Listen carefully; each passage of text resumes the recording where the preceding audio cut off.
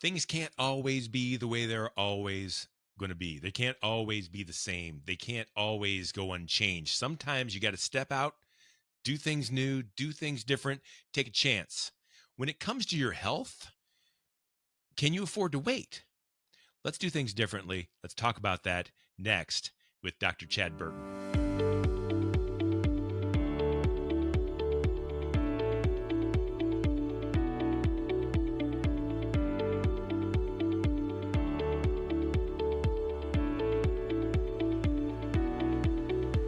The heat is on. Let's get cooking. This is Purpose Under Pressure. It's a podcast about people like me, people like you, people like your neighbors and friends and family members. We get up out of bed, we swing our feet out onto the floor, we go about our day in order to accomplish something, and the pressures that try to knock us back off before we lie back down. So that's what this show is all about. It's Purpose Under Pressure. If you're back again to see what we're up to now, that means you liked it at one point.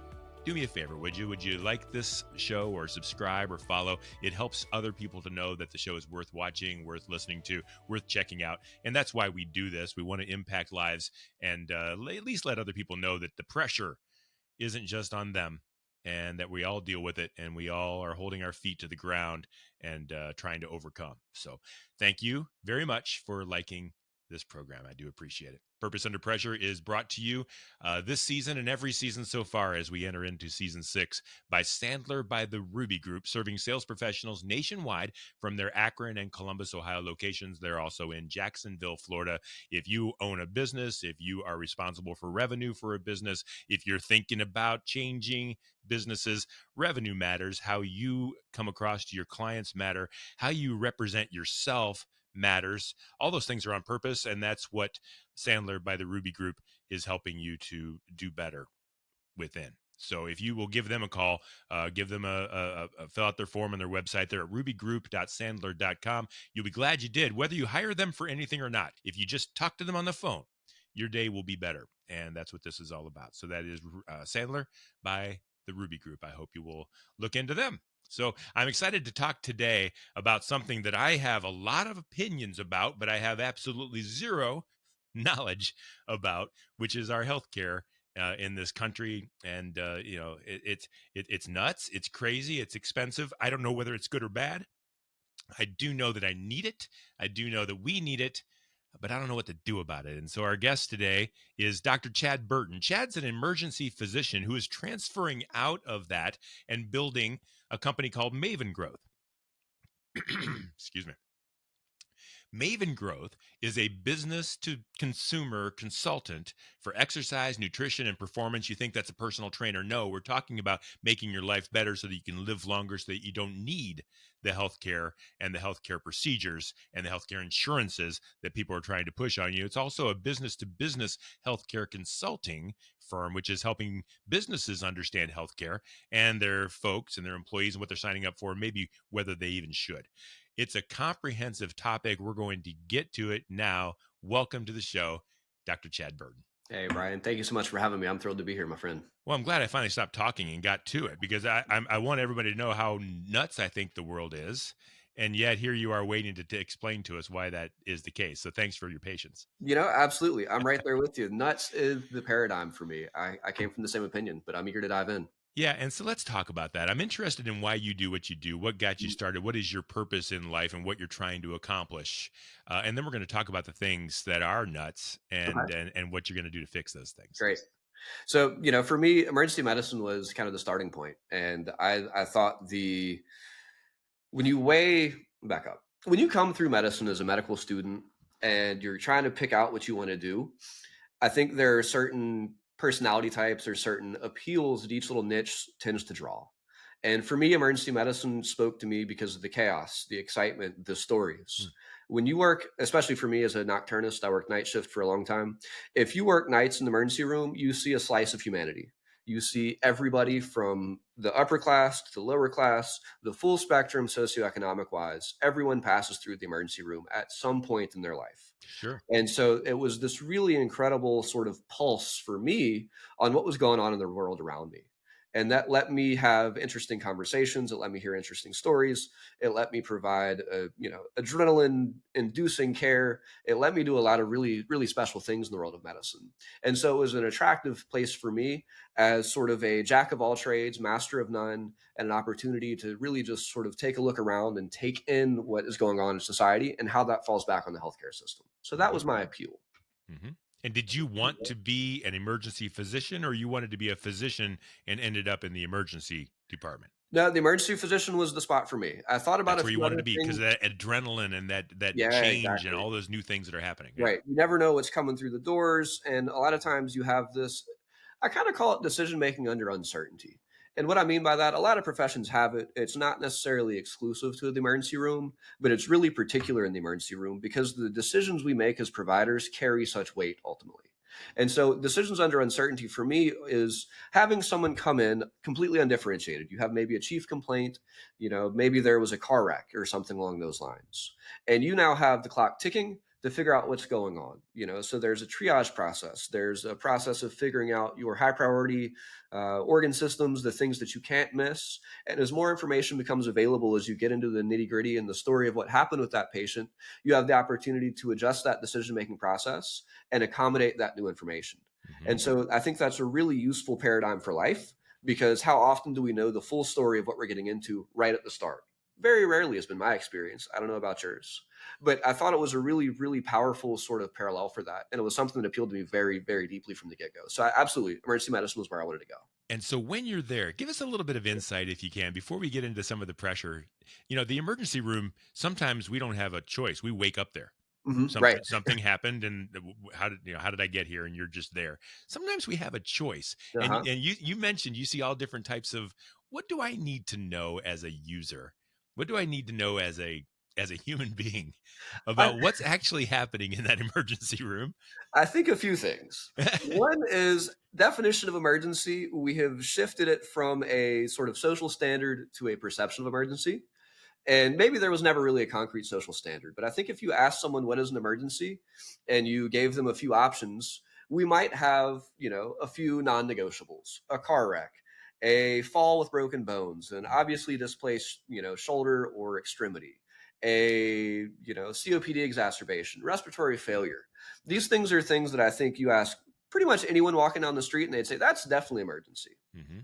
What we see sometimes, though, is the paradigm shifts and it becomes this discussion of, well, I think it's an emergency.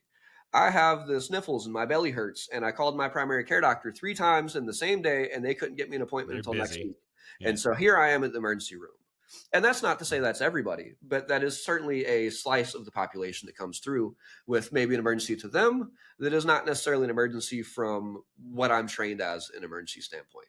Yeah. Yeah. And is that part of, as we kind of shift into what you're now doing, is that part of the problem that people don't understand? And I think there's also so many legal ramifications and, Mhm. what's the word I'm looking for? Whether I'm liable, whether Uh-huh. a doctor's liable, just go to the emergency room. There's so many Yeah. different, almost misleading ideas of how we should take care of ourselves. And we Mhm. just sometimes just end up at the emergency room because we don't know what else to do. Exactly. And I You've think got that some is different ideas though, don't you? I think that's a very important thing you just said, though. A lot of times we're told to, and so in some Yeah. sense, it's not to blame and say, oh, this is a patient that, was necessarily silly for being here. Certainly that happens sometimes, but the majority is it's a system issue.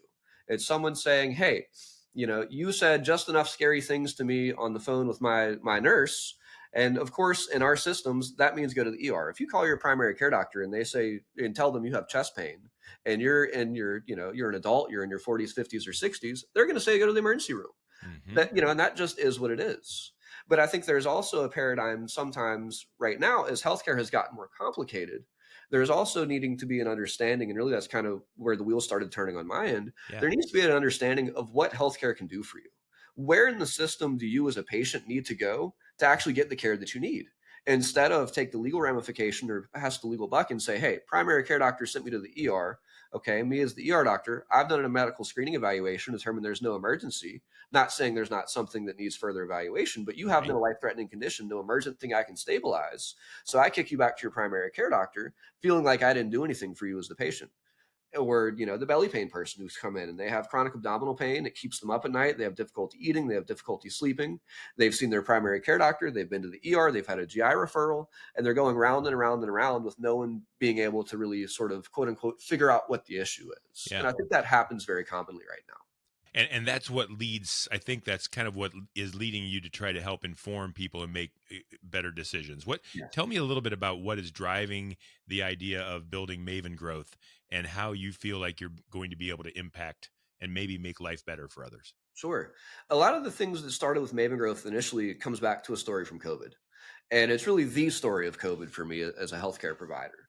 And the politics of COVID came in, and that derailed a lot of things. Mm-hmm. For me, if we strip away the political discussion, COVID was a disease that had truly scary physiology at the starting point of it. It was something that the healthcare system had not seen before, and it was something that exposed a lot of weaknesses in over an already weighed down system, an Maybe already fragile yeah, system. exactly, an already Mm-hmm. fragile Mm-hmm. system. Mm-hmm. And so if we go back to that, what I started sort of to notice was, one, a lot of folks come into the ER and they have a fear that something is wrong with them. And that fear sometimes is less the symptom and more the what ifs. It's not so much the chest pain. It's more the what if this is the heart attack? And what if I don't get an opportunity to reconnect with my estranged parent or my estranged family member? What if this is I spent, years at a job that didn't really appreciate me and I didn't feel appreciated at, and I gave up my working life and now I'm in a position where I'm afraid that I don't have time to take for me. Mm-hmm. And so what I see a lot of times is, yes, there's a presentation for someone coming to the ER, but a lot of times there is a fear of wishing they could do something different and a sense that maybe time is running out. Hmm. And that for me was the starting point for Maven Growth. And that came about during COVID. We started with the no visitor policies, and a lot of people truly died of COVID. Mm-hmm. I couldn't get them shipped out to higher level care facilities because we had transportation issues. I worked at some facilities where we had resource difficulties, and we just had to do the absolute best that we could. And when people die under those circumstances with no visitors, they die afraid and they die introspective. And I had a standing sort of policy with the floors that I worked on at that time and the departments that I was in. If there was someone that we knew that was approaching end of life scenario that was still coherent, still talkative, we wanted to spend as much time with them so to prevent them from dying alone. Mm-hmm. And when you sit in that situation enough times, I started to notice similar discussions coming through. No one ever said, well, gosh, Chad, as I look back at my life, I really wish that I had spent more time not doing the things that I cared about, not doing my hobbies and my passions. I really wish I had spent less time with my loved ones. I Right. wish I had spent more time at the job that did not appreciate me, give up more of myself for the boss that didn't appreciate me. I wish that I had not, I wish that I had jumped and asked the girl or the guy out 20, 30 years ago, the one that got away. Yeah. And you start to hear this story of regret. And Over what and a over shame, again. right? What a Yeah. shame to know that someone's clock is running out. And those are the things that burden them. And it makes me think of that, sort of, Wayne Gretzky thing. You miss 100% of the shots that you don't take. Mm-hmm. And I think there really is a lot of truth that as we go through a system for deeply invasive procedures in healthcare, one of the things that we're doing that for is a fear of dying. And I think that fear of death comes from a place of a life poorly lived, whether intentionally or otherwise. Maybe we went to sleep for a period of time. We put our lives on autopilot and we woke up 10 to 15 years later and we realized we hadn't been engaged. And that got me thinking, Mm. is there a way to engage folks on the front end? Maybe instead of writing a prescription, maybe instead of offering, a new diagnostic theory, maybe we should help people live a higher quality on the front end. From a physician's point of view, Wouldn't that be interesting? Now it is extremely interesting. that's totally outside the physician's paradigm. Right. But That's not what Brian, a physician is meant to care for you after you've been sick. You're talking uh, about not just a positive frame of mind. You're actually talking a physician's care to get the right ingredients for the recipe in the first place. right. Now that's a paradigm shift though, because our structure, our healthcare system is not incentivized that way. No, I'm incentivized to no. provide care. I'm incentivized to prescribe care. I'm not incentivized to prevent things from happening on the front end. But when we have a discussion about healthcare, the perpetual discussion point is cost. And if that's cost to the patient, cost to the system, cost to the insurers, cost to the help to the hospitals, at the end of the day, someone has to cover the bill. And it's an interesting discussion to say, well, hey, maybe if we focused on some of these things on the front end, we wouldn't have cost be as much of an issue on the back end. And maybe if we were transparent enough, and I'm not saying this is a conspiracy theory, these things happen for a lot of reasons, but maybe if we were transparent enough to have conversations with our patients as physicians that truly mattered on the front end, the total dependent conversation, that you and me, we really get into it. What do you want? What are your goals? What do you want for your family members? How do you want to live? And how do you want to die? What if we had that conversation Hmm. and we started there instead of just saying things like, oh, do you want me to do everything possible for you? What if we really got into the nitty gritty of what care can provide? Because we live in a world, Brian, now, if you rewind the clock, maybe 60, 70 years ago, I'm not sure the exact time frame, but, when we had like 10 treatable diseases and penicillin and maybe like two or three other medicines, that was Yeah. healthcare. Yeah, that was But healthcare. we've changed, we've grown, we've gotten so exorbitantly complicated. We can physiologically keep someone alive, but that doesn't mean that at a spiritual level or a personal level, we're doing that person any justice at all, that we're doing them any service with the care we're providing. And, whether or not there's an opportunity to discuss that on the front end, I think that's something that we should investigate. And for So me, that's how this discussion came about. what might be, and if you can make it a fairly concise example, Yeah, but what might be a way that you might treat a a patient sure. in a proactive way? Instead of this, you're going to do this. What does that look like? I think a lot of times we wait for the disease. We wait for the thing to rear its head. And when we talk about disease, I want to be very clear that disease, in this sense, is a diagnosis. But what if we separate the word disease into dis-ease, that feeling that something is off? And I think a lot of people walk around with that. Hmm. I think that is a very relatable circumstance right now. We look at feelings of depression, Yeah. anxiety, internal restlessness. I think that those can be clinical and pathological. But I think also maybe that's the world saying, hey, you're not addressing your purpose as a human being right now.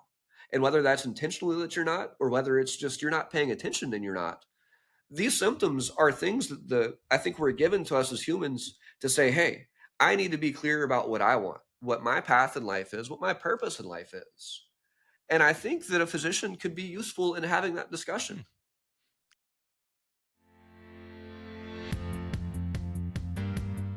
Everyone in the organization needs to know how to sell. Sales is the strength of any company. Whether or not you're in marketing, operations, or even finance, everyone has a strong shared accountability towards driving top-line revenue. Whether or not you're client-facing or talking over the phone, you're able to build a stronger level of rapport with the clients. Everyone in the organization shares that responsibility to know how to sell.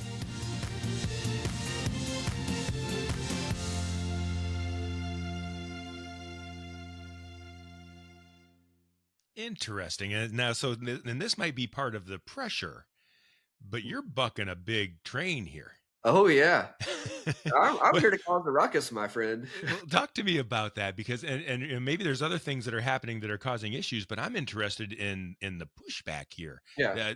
You can't be everyone's friend at the insurance level, I don't think. No, no, no. And, I don't mean it. There are lovely insurance people. There's lovely hospital administrators. These are lovely people. But if they're not doing justice to the patients, if they're not doing a service in the services they provide, well, it's not a feelings game for me. Yeah. I've had enough late night conversations, and that was one of the things that I truly liked about being a nocturnist, Brian. I could come in and be a little bit off the cuff. I could be a little bit indirect and say things, maybe that the daytime administrators might not condone. I could be honest about the system and say, hey, the system is outright broken, and I'm sorry that you're stuck in the middle of it. This is what you and I are going to do. It's amazing when you start to have conversations like that with your patients. And so what it started as for me was just one-off conversations. Hmm. I read a thing in medical school. It was just a meme on social media scrolling through, and it said, never be afraid to have a conversation that counts. And I thought that in the midst of all the technology, all the sophistication, all the resources that we have, the thing I've seen time and time again is our healthcare system is still limited by people and personal factors.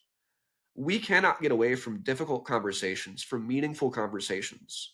But intentional or otherwise, we as providers have a tendency to hide behind our schedule, our rounding, our family life, our procedures, all the technology. We have a tendency not to engage in those discussions. And maybe that's to protect ourselves by not taking the patient's burden of their disease and going home with that. But I think if we're going to be in this space, we have to have those conversations that count. And so the conversation that counts for me is, what do you want? What are your goals here as a patient? If this is a life-threatening thing, do you want to go home and die in, your own terms, in your own environment, with your things and your people at the bedside? Or do you want to take the procedural route and do interventions and see what happens with that? But understanding that there are repercussions. It's not like you just do a procedure and boom, the magic wand has been waved. A lot of times procedures that are truly interventional, those end up being things that then need to go to skilled nursing.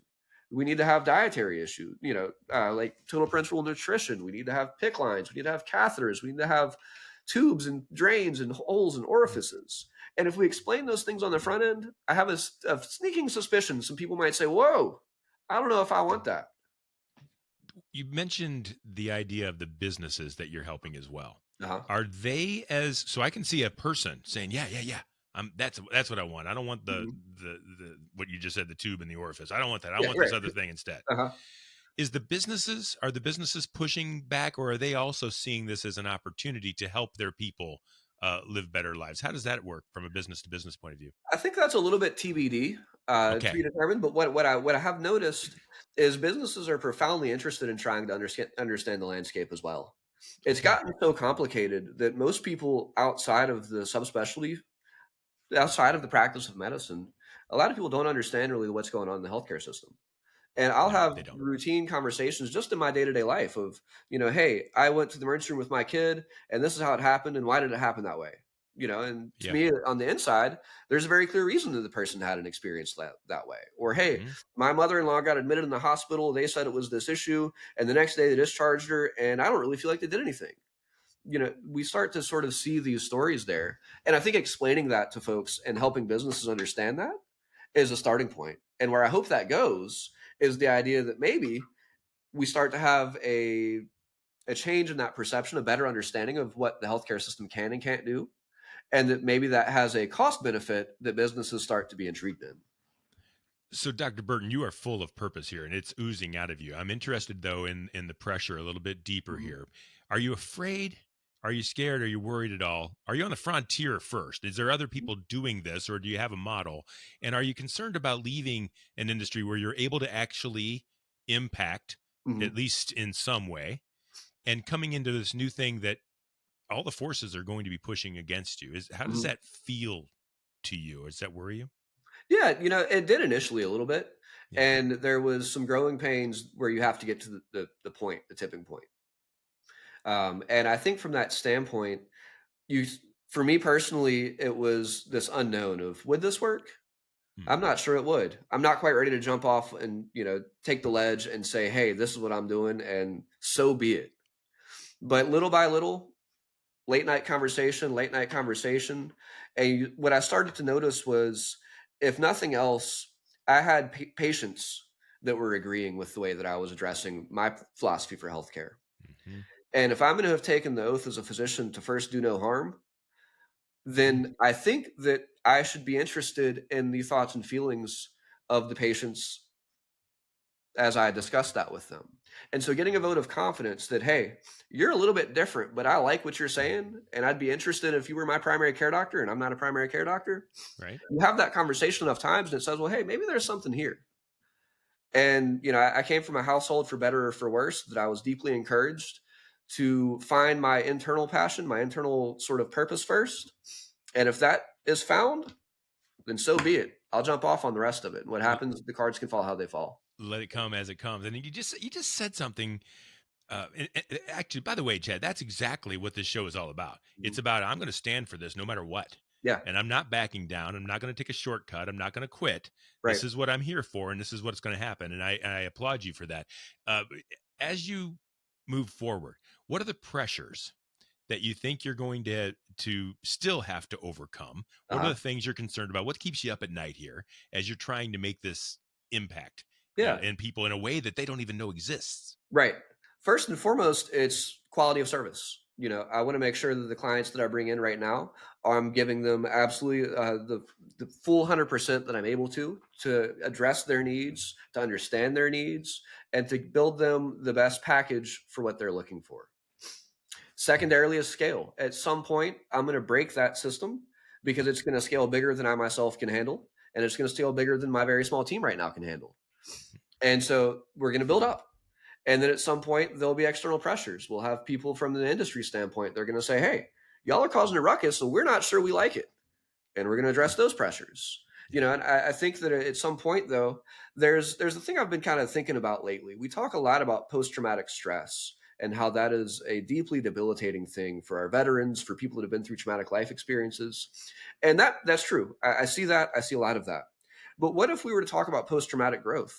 The idea that maybe those pressures lead you to a better place. In some sense, Brian, I want to have those problems because those problems are bigger than the person that I am today. Those problems tell me that I'm on the right path when I encounter those problems. And so I'm going to keep growing and building and creating the business structure and myself personally in such a way that I encounter those problems, because that's helping me be the best person of myself that I can. I'm interested if my perception of this is accurate. You said just a little bit ago, first do no harm. Mm-hmm. And it got me thinking, the English language is powerful. It means something. First, maybe what we're doing in the medical world is we're just not understanding first. Because if I come to see a doctor after something's already broken, after I already have the cancer, after I already have the tube in the orifice, is it too late for first? Is that what you're kind of saying, is that first we do no harm, which means now? Before we get sick, before it's the end too late. Yeah. Interesting. How much time do we spend? And, maybe it's a little bit of a cheesy cliche, but how much time do we spend in that sense of we spend our working years to earn money. We sacrifice our health in the process.